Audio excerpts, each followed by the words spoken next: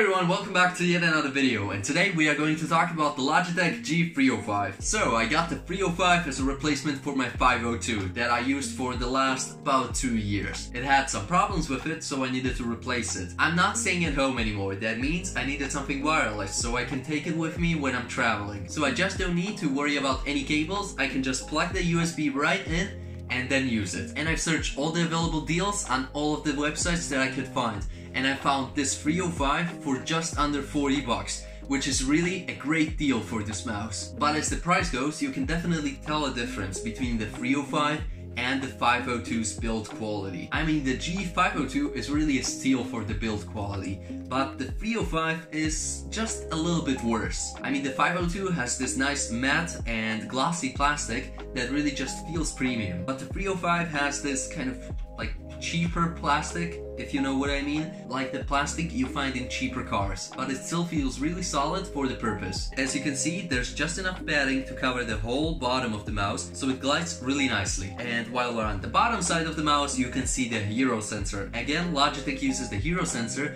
on pretty much all of their mice, and there's just a small difference between the 502s and the 305s.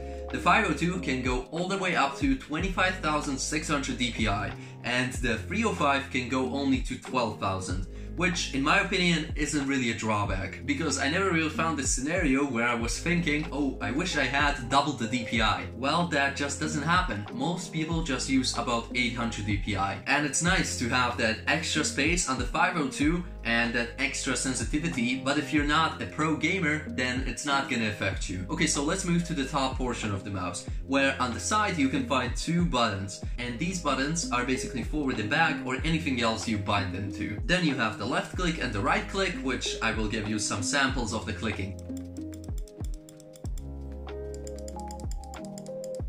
Next on the top, you have the mouse wheel, which is basically the same one as on the $150 G Pro X Superlight. It doesn't have the functionality of the 502, but it's not meant for that. It's just meant for regular scrolling, and the click of the mouse wheel sounds way better than on the 502. Right below that, you have your DPI switch, which you can switch between 4 different profiles that you select in the G-Hub software. And once again, it's got onboard memory, which means you just set it up once and then you forget it. Once you open the mouse, you can see 2 different things: your wireless USB connector and your battery.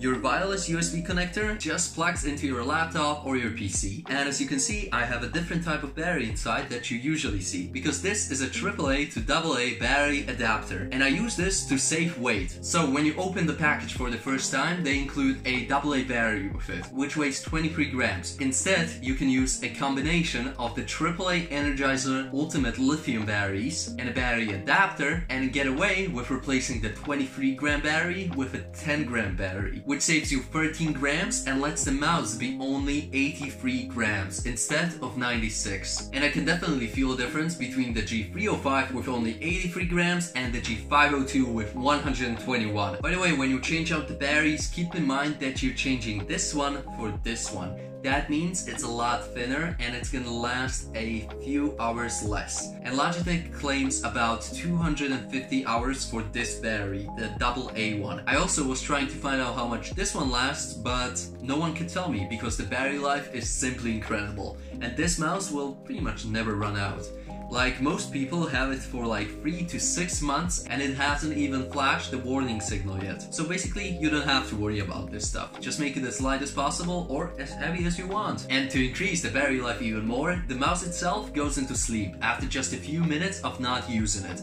But don't worry, you won't get any lag when you pick it back up, because the Hero sensor is super sensitive, and with just a little tap, it's instantly ready to go. Okay, so this is gonna be it for today. Hopefully you enjoyed the video, and if you have any more questions regarding the 305 or pretty much anything else, let me know in the comments below and I'll be sure to answer you. See you in the next one. Bye bye!